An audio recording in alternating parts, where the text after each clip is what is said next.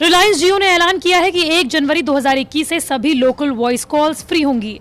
आपको बता दें कि कुछ महीनों पहले रिलायंस जियो ने जियो से दूसरे नंबर पर लोकल कॉल्स के लिए पैसे लेने शुरू कर दिए थे।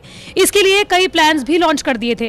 रिलायंस जियो ने एक स्टेटमेंट में कहा कि telecom regulatory authority of India यानी कि ट्राई के आदेश के मुताबिक 1 जनवरी से डोमेस्टिक वॉइस कॉल्स के लिए इंटरकनेक्ट यूसेज चार्जेस यानी कि IUC बंद किए जा रहे हैं। यानी अब रिलायंस जियो से दूसरे नेटवर्क पर कॉलिंग के लिए अलग से पैसे नहीं लगेंगे।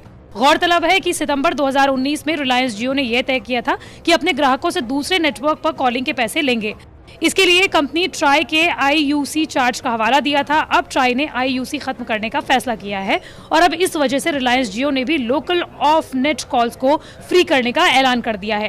हालांकि जहां फ्री ऑफ नेट कॉलिंग का ये मतलब नहीं है कि जियो कस्टमर बिना किसी प्लान एक्टिवेट किए ही फ्री कॉलिंग कर पाएंगे।